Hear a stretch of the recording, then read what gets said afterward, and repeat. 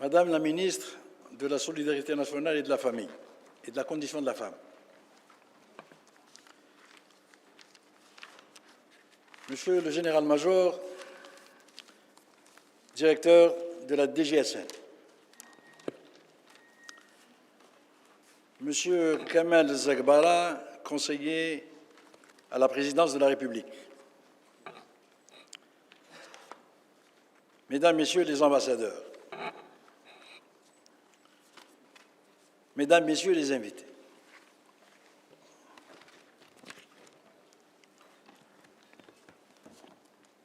Mesdames, Messieurs, j'ai l'immense plaisir d'adresser en mon nom personnel et au nom des membres de la Commission nationale les expressions de bienvenue les plus chaleureuses.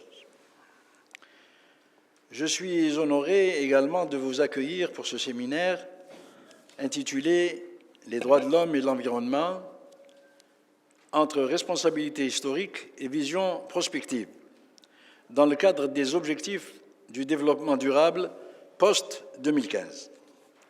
Le premier de son genre dans notre pays puisqu'il s'inscrit pleinement dans la matrice de la troisième génération des droits de l'homme. Je tiens également, avant toute chose, à présenter mes condoléances et mon soutien au peuple libanais, au peuple français, au peuple malien, au peuple tunisien, qui viennent d'être frappés par des attaques terroristes criminelles et qui attestent malheureusement que le terrorisme aveugle ne connaît ni frontières, ni nationalité, ni religion. Nous sommes tous confrontés aujourd'hui à de nombreuses menaces environnementales qui impactent sur la survie, le bien-être et le développement de l'humanité. Cette menace a favorisé une prise de conscience globale qui a permis une reconnaissance du lien existant entre l'environnement et les droits de l'homme. Cependant, la protection de l'environnement ne relève pas des seules préoccupations contemporaines. Cette exigence morale se trouve ainsi dans les préceptes de l'islam. Ibn Jarir al-Tabari rapporte les recommandations du premier calife, Abu Bakr as-Siddiq, au commandant des armées arabes qui menait une expédition vers le Chem, l'actuelle Syrie. Je cite, « Souvenez-vous que vous êtes toujours sous le regard de Dieu. Conduisez-vous comme des hommes, sans tourner le dos, mais que le sang des femmes ou celui des enfants et des vieillards ne souille pas votre victoire.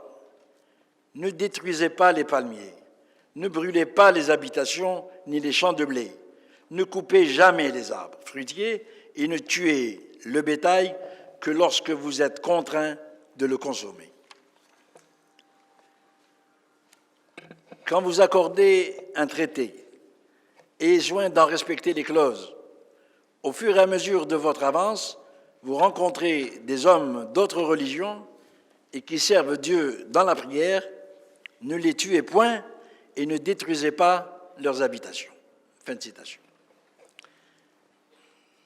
Ces paroles prophétiques qui prônent le respect de l'homme et de l'environnement, dites il y a des siècles, trouvent totalement leur place encore et surtout aujourd'hui. En cet instant, un nombre non négligeable d'instruments relatifs aux droits de l'homme et à l'environnement montrent de quelle manière la protection des droits de l'environnement contribue à l'exercice des droits de l'homme, car la survie, le développement et l'exercice des droits sont tributaires d'un environnement à la fois sain et sûr.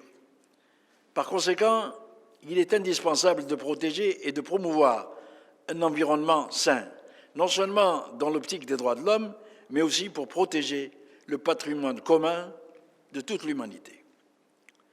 Mesdames, Messieurs, il y a 15 ans, l'adoption des objectifs du millénaire pour le développement en 2000 représentait une nouvelle ère pour l'humanité et pour un monde plus juste et plus équitable.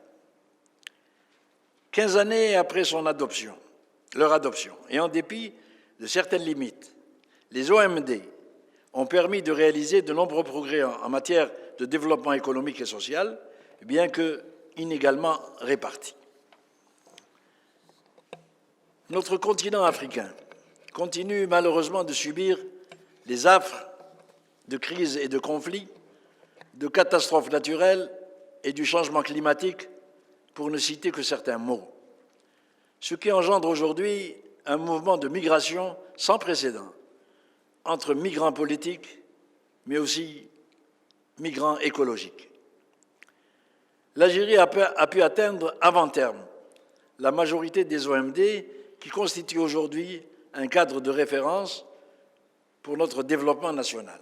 Mesdames, Messieurs, la Commission nationale a participé en juin 2015 aux Journées européennes du développement à Bruxelles, organisées conjointement par le Comité international de coordination des INDH et de la Commission européenne, et dont la principale recommandation a été celle de renforcer le rôle des INDH afin de sensibiliser les pouvoirs publics sur la thématique des droits de l'homme, de l'environnement et du développement durable. En septembre 2015, à New York, un nouveau programme de développement pour l'après-2015 a été adopté contenant 17 objectifs de développement durable. Ce programme offre une voie aux sans-voix, car effectivement, beaucoup d'inégalités persistent, en particulier dans notre continent. L'Algérie s'est félicitée de l'adoption d'une telle feuille de route, adhérant entièrement à ce nouveau programme, comme l'a annoncé Monsieur le ministre des Affaires étrangères lors de son allocution à New York en septembre 2015. Cet agenda post-2015 permet une intégration pluridimensionnelle du développement durable à l'effet de promouvoir une économie durable et équitable. Nous sommes aujourd'hui à la veille de la 21e conférence des États partis sur le changement climatique, la COP 21, à Paris. Cette conférence mondiale porte l'espoir de tous les peuples pour qu'un accord juridiquement contraignant sur le climat puisse être conclu. Mesdames, Messieurs, l'année 2015 est une année historique. Les défis sont multiples, les acteurs sont pluriels, mais le but demeure unique. C'est celui de léguer aux futures générations une planète saine et sûre pour tous les peuples, sans distinction aucune.